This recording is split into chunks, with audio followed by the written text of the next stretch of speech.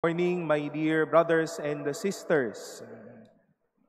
We wish to welcome all of you to this Eucharistic celebration as we celebrate the 18th Sunday in Ordinary Time at nais din natin pong tanggapin, batiin ang mga peregrino ngayong taon ng Hubileo. Maligayang pagdating po sa Manila Cathedral and we hope that this will be a blessed encounter with you and the Lord this Jubilee year. And we are happy that you are here with us this morning. My dear brothers and sisters, we also and we always face people who are doing their best so as to secure something for themselves or for their family for the future. Magtatrabaho, kakayod, lalaban sa araw-araw para may pangtustos, may pang matrikula, para may pangkain, para merong huhugutin pagdating ng mga panahon. We get to see people striving their best so that they can also earn and enjoy blessings. And every day, hopefully, we all are aware of the many flow of God's graciousness in our life. May naisusuot tayo, may nakakain tayo, kahit papano may pera para pang pamasahe, pang mga leisure natin, anuman na ang mga bagay na ito. But having said this and having all of this with God's grace, may it not be a comment for us from God or from Jesus, the same comment He had for this rich man owning a big harvest.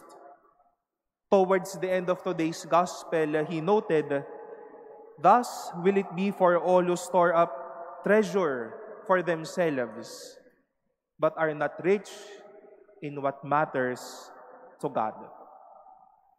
Ang daming laman ng palad, ang daming laman ng cabinet. Busog na busog araw-araw. Tila wala nang iisipin sa mga susunod na araw, pero hindi naman mayaman sa mga bagay na makadiyos. And is it the such or same thing with the rich man in today's gospel? Ang laki ho ng problema niya. Binigyan po siya ng description ni Jesus na his land produced a bountiful harvest. Ang dami na niyang mga ani. At sabi niya, anong gagawin ko dito? Wala na akong pagtataguan. I have to destroy my barn, build a larger one, then I shall store it. Maybe, madami na nga, magpapadami pa siya. At nakita natin dahil secured na ako. What shall I do? I'll just rest, eat, drink, and be merry.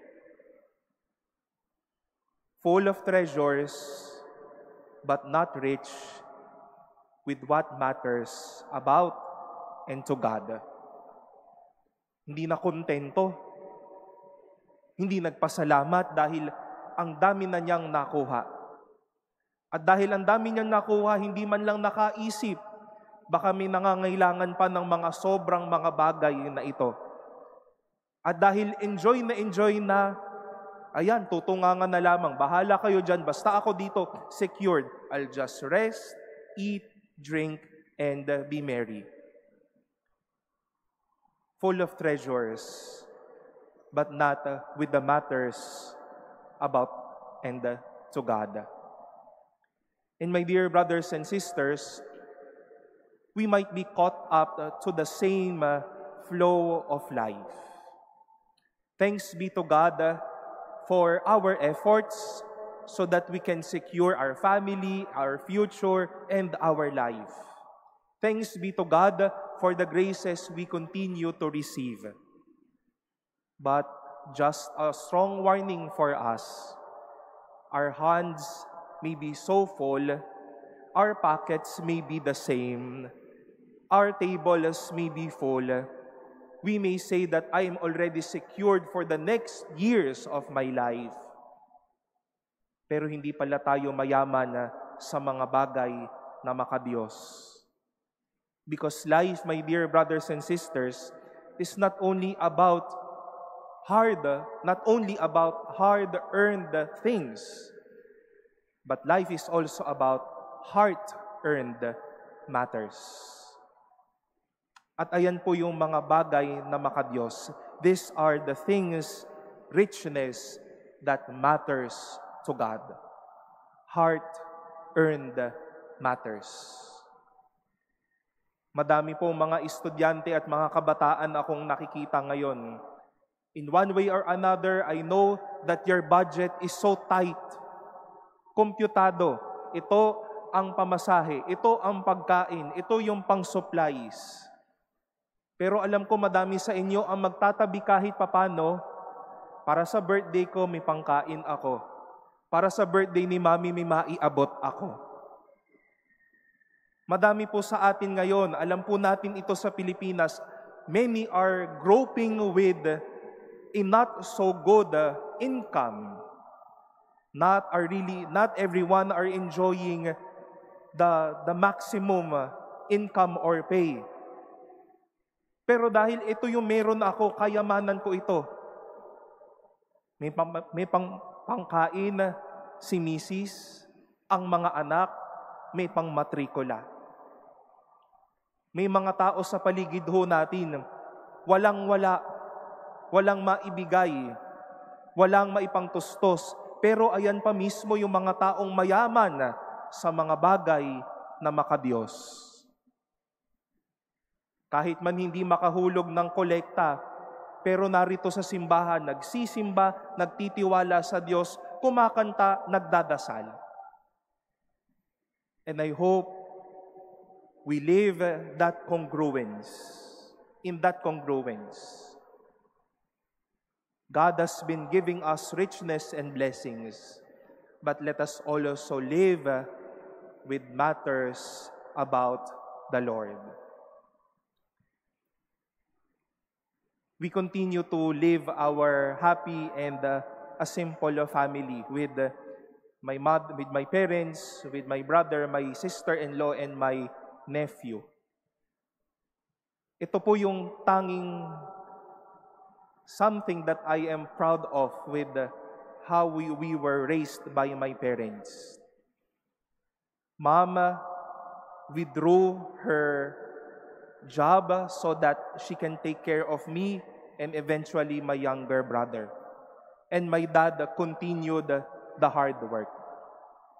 Sa mga nakwentuhan ko na po nito, ang tatay ko po ay funeral director. No? Sa opisina ho, no? Hindi ho yun ang nag-aayos mismo ng patay. Alam niya ho yun, pero sa opisina ho, no?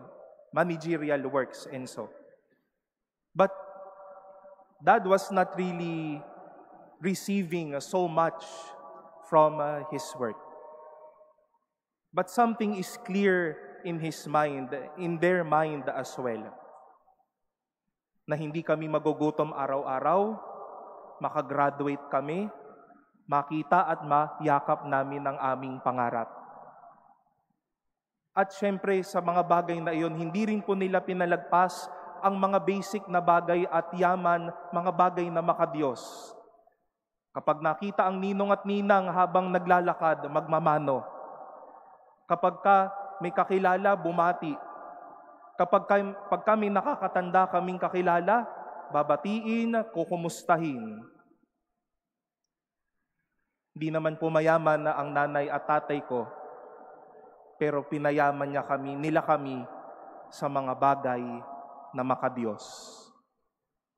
In this, my dear brothers and sisters, may something which we may always embrace. Thanks be to God for people blessed with much and thus are able to live with matters about God. Thanks be to God for people who would not have anything but still live a precious heart to be good and to be loving. But let us be aware that we might be tempted. sobra-sobra na, walang kalaman-laman na ang puso. Wala na ngang laman na ang sarili, wala pa rin laman na ang puso. As we thank the Lord for His goodness and blessings, let us fix our thoughts on things above, not on vanities, as what our first reading would say to us. Graces is poured upon us, but let us also be rich about things that matters to God.